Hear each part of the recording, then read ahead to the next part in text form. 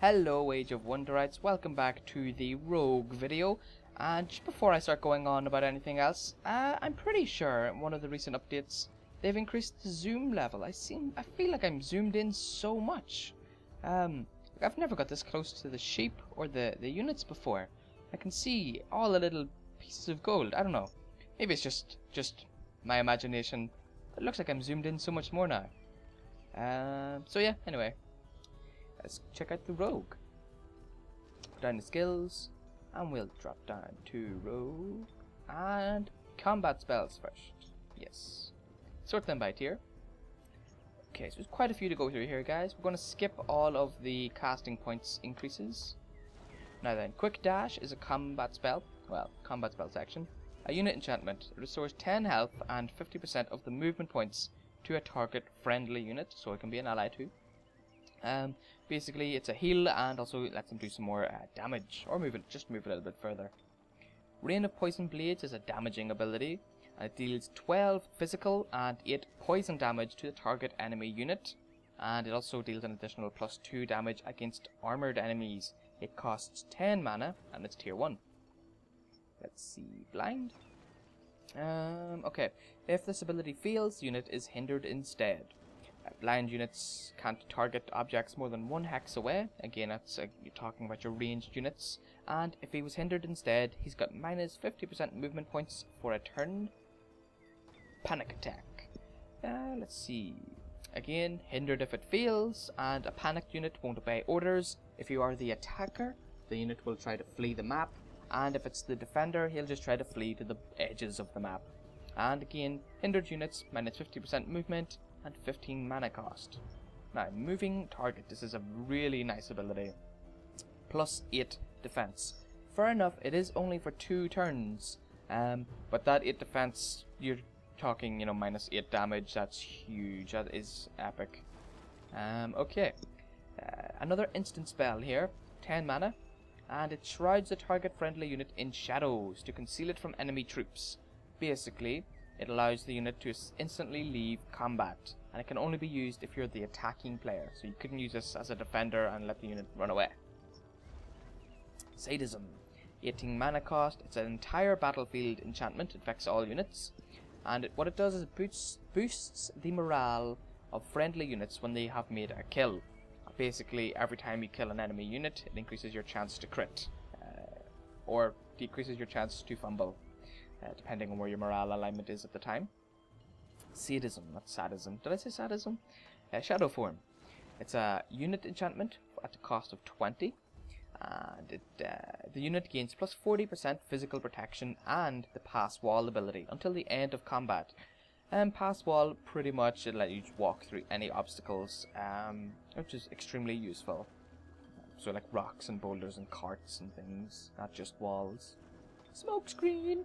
Entire battlefield-wide enchantment, 20 mana cost, and all units, including your enemies and foes, gain +4 defense, +4 resistance against ranged attacks. It's really nice considering the rogue is primarily melee. Mass Battlefield Panic, very dangerous ability.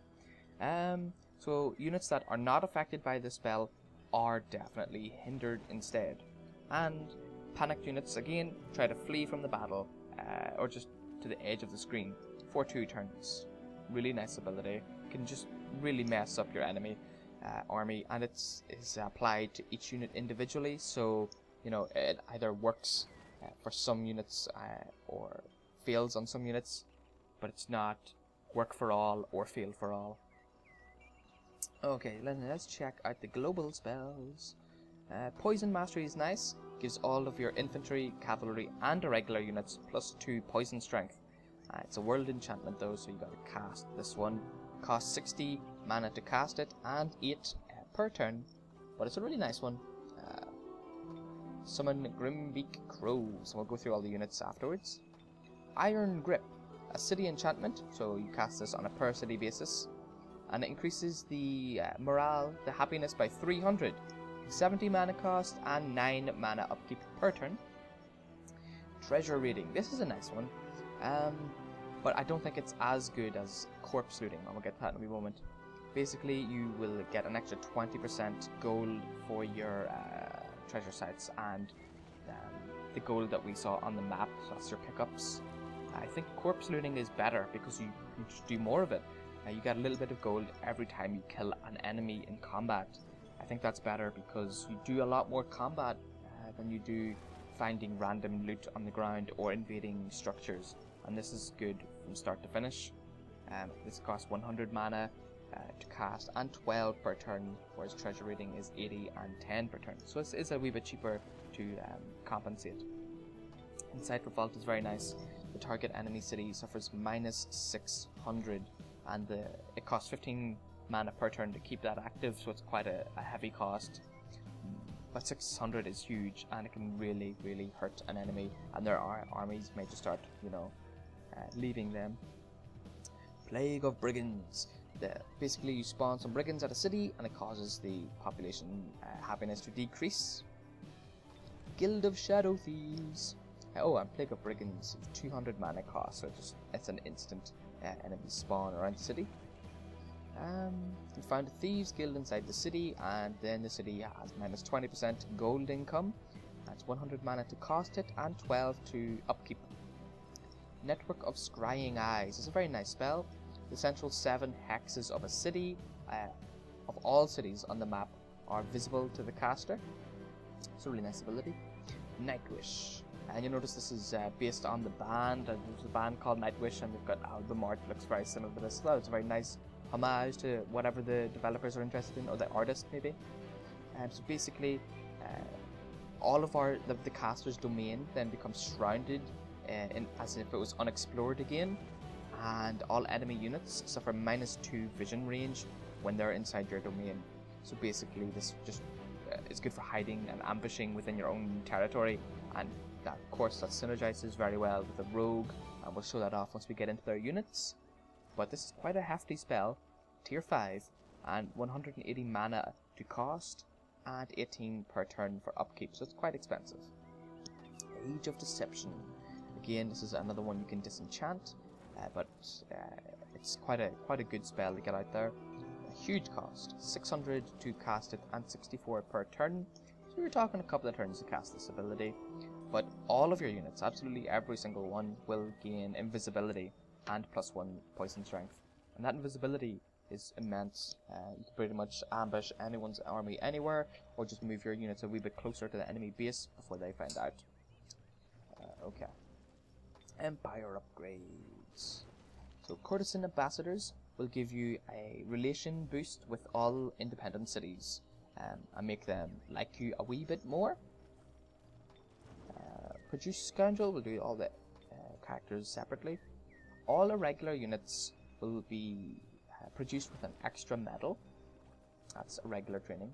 These are all Empire upgrades, so you have them from start as soon as you research them. Trained killers. Your Scoundrels will evolve or grow or change into assassins as soon as the Scoundrel reaches a gold medal. And remember, that only works if you have done it in battle. So if you bring the Scoundrels to a level up structure that gives them another medal, then they will not evolve into assassins. So it only happens if they get that gold medal during combat. Very important thing to note. I've wasted the upgrade point by putting them on top of the shrine before. Cruel Backstab is a very strong ability for the assassins. Basically all of your regular and infantry units swap out their flank attack for a backstab, and basically you're dealing an extra 4 damage for a backstab because a flank is base of extra 2. A backstab gives you +6. It's a very nice ability. Urban Cover.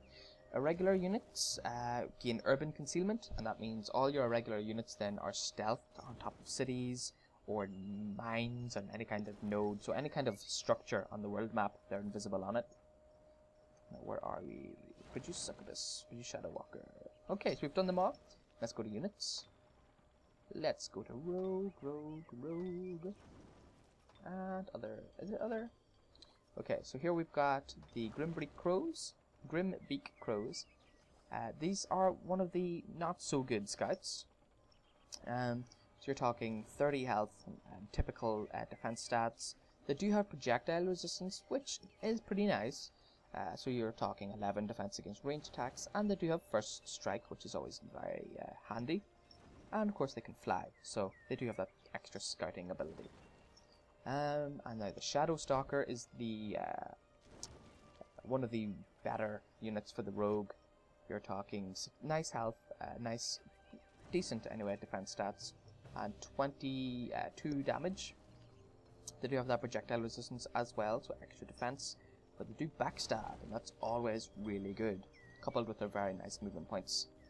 Inflict exhausting fatigue is what makes them that much better though, because it gives them -4 physical attack back to your unit. And if you couple that with the buff you get from Incorporeal, which is physical protection, -4 strength plus 60% protection, that's a huge increase.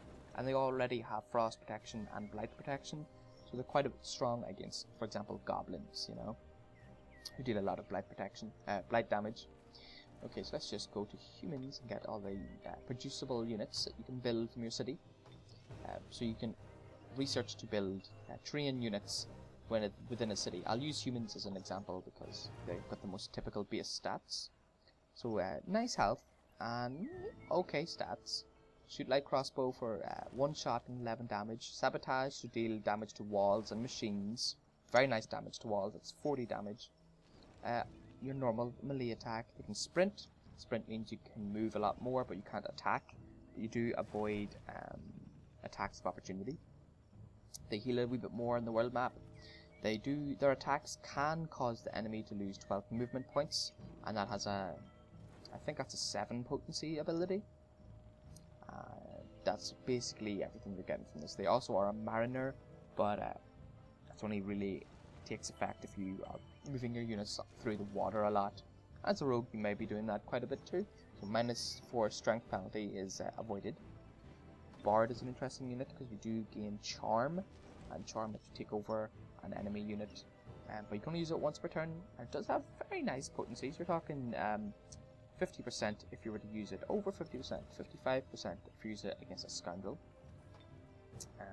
And it's got holy attack, so anyone with holy resistance will affect this. Bard skills, you're talking gives their entire army plus 300 happiness. That's always very nice. It's good for if you're playing, you know, a mixture between good and evil, and your units aren't synergizing very well. Assassin is what I think personally is the best rogue unit. But you guys can tell me down in the comments and let me know what you think. So if you look at this, you've got nice defense, nice resistance, very nice movement points, and okay resistance. But you're talking 30 damage from this 1 attack ability, and then you're talking 14 damage from the 3 attack ability. Now fair enough, that is more, but couple it with your backstab, you get an extra 6, brings your melee strike even higher. And then you've got inflict severely poisoned, which if it procs, if your unit gets it, I think it's either a 7 or a 9 potency in this ability. And then for 2 turns, those units cannot be healed, and they also take 4 poison damage, which is just brilliant.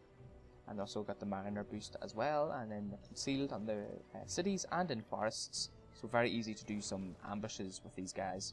They're so good. Succubus is also brilliant. So you've got a better ability. You've got Seduce, you gain control of that unit for 3 turns. If you win the game before that time you get to keep the unit. Throw Curse. Curse units suffer -2 defense and -2 resistance. Very nice potency. It's got 11 checks against poison, so it can be completely useless against goblins. That's something to look out for. 60 health and nice defense and resistance. They can fly, so they've got very good movement over all terrain types. And they've 60% resistance against fire and blight. So that's all of the rogue units, guys. Next, we're going to be doing the sorcerer, the unit I'm doing in my How to Play series. So I'll see you guys there. Before we go, let's just zoom in on something really cool. Maybe the destruction. No, the cartographer's tent. Basically, if I pick that up, will reveal a random section of the map. So let's just buy this hero and send him over there. It's a dwarf, so he should have mountain crawling. Nope, he doesn't. And okay, so it's given us a druid town, I think. That's the point of that tree, I think. Let's go find out. Oh, it's another player. Yes, of course. So it's a druid. Very good. So Rieg, not a druid, smiley or shock face is now ending her turn, and we'll see you in the next video.